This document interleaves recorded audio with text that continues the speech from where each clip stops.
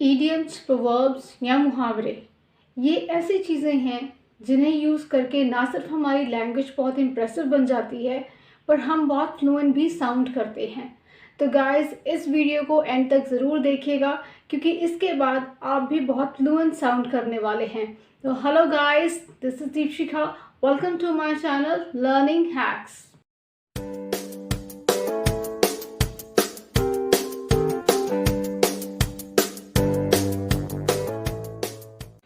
So let's start with the first one. The first one is like a fish out of water. ये idiom हम तब use करते हैं जब हम किसी भी सिचुएशन में बहुत अनकंफर्टेबल फील करते हों। जैसे आप किसी भी नए स्कूल में एडमिट हुए हैं या किसी भी नए सिटी में या किसी भी नए ऑफिस में आपने ज्वाइन किया है, तब आप इस इडियम को यूज़ कर सकते हैं। When someone asks you, hey, how are you? So you would say like, I'm like a fish out of water. I don't know anybody there. So guys, इस मुहावरे को, इस इडियम को ज़रूर यूज़ कीजिए. It sounds very good. The second one is cost an arm and a leg.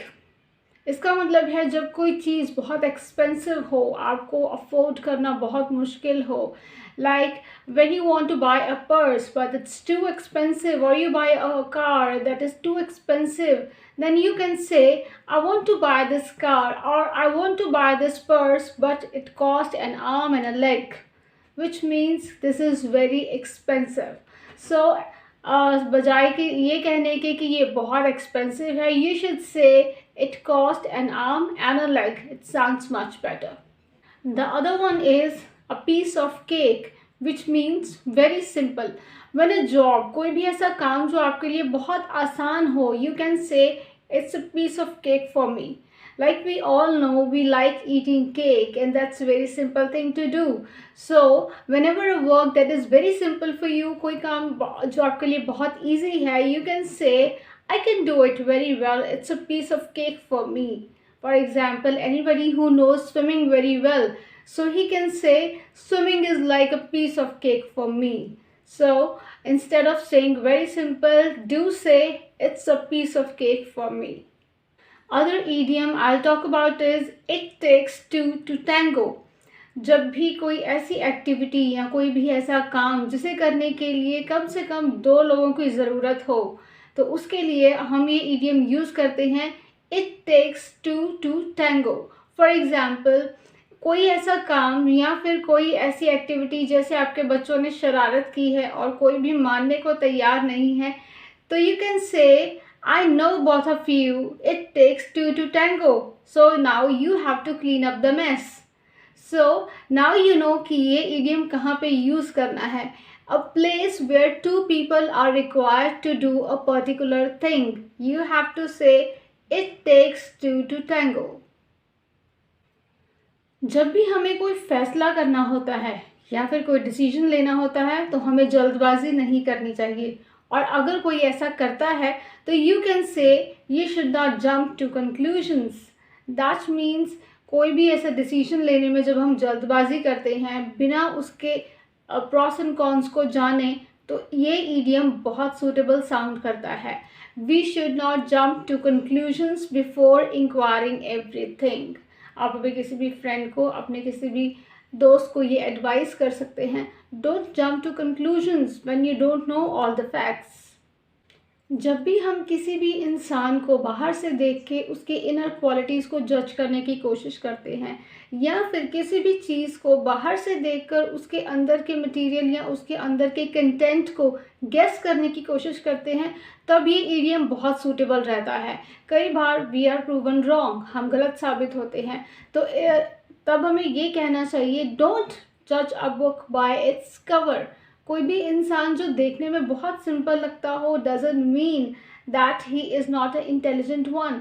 So whenever you see a person who is very simple and your friend tries to judge him, so you say don't judge a book by its cover. He can be an intelligent one too. So कभी भी आपको कोई भी एक ऐसी चीज़ दिखे जो बाहर से बहुत सुंदर हो और आपको लगेगी तो अंदर से भी बहुत खूबसूरत हो सकती है. So then remember the idiom, don't judge a book by its cover. You should see inside what is it. पूरा दिन काम करके जब आप थक जाते हैं and you want to go to sleep, तो आप क्या कहेंगे? Let's hit the hay, which means going to sleep और गोइंग टू बेड। आप कह सकते हैं I am very exhausted and now it's time to hit the hay. या फिर अगर आपको सुबह जल्दी जाना है, I have to go to office tomorrow early morning, so I should better hit the hay. So instead of now saying that I should go to sleep, you should say it's time to hit the hay. One more idiom that you can use is stab in the back. जब आपका कोई friend जिसको आप बहुत trust करते थे उसने आपको डंप कर दिया है या डिच किया है, तब आप इस idiom को यूज़ कीजिए। I trusted him so much but he stabbed me in the back. कई बार किसी को आप इतना ट्रस्ट करते हैं, आप उसके ऊपर डिपेंड हो जाते हैं कई चीज़ों के लिए, देन और एंड मौके पर वो आपको धोखा दे दे, तो उस सिचुएशन में आप इस इडियम को ज़रूर यूज़ कीजिए, स्टैब इन द बैक। कई बार हमारी क्यूरियोसिटी हमें बहुत महंगी पड़ जाती है या फिर हमारे लिए बहुत सारे प्रॉब्लम्स ले आती है। कई बार कुछ लोग दूसरों को बहुत सारे क्वेश्चंस पुट करना शुरू कर देते हैं अपनी क्यूरियोसिटी को शांत करने के लिए। तो ऐसे सिचुएशन में जब आपको किसी को वार्न करना हो तो you should say curiosity kill the cat, which means your curiosity can bring a lot of problems for you, so beware. या फिर कई बार लोग किसी भी चीज़ को देख के बहुत क्यूरियस हो जाते हैं, बहुत उत्सुक हो जाते हैं अपने नेबर्स को लेके या फिर किसी सेलिब्रिटी को लेके या किसी भी और चीज़ को लेके, and they start asking to money questions. So उन्हें रोकने के लिए, उन्हें वार्न करने के लिए आप इस इडियम को यूज़ कर सकते हैं, क्यूरियोसिटी किल द कैट। कई बार आप कोई ऐसा काम कर रहे होते हैं और ऊपर से आपका फ्रेंड आ जाए और आपको बहुत सारे क्वेश्चंस पूछने शुरू कर दे, तुम ये क्यों कर रहे हो, क्या कर रहे हो, and you don't like it.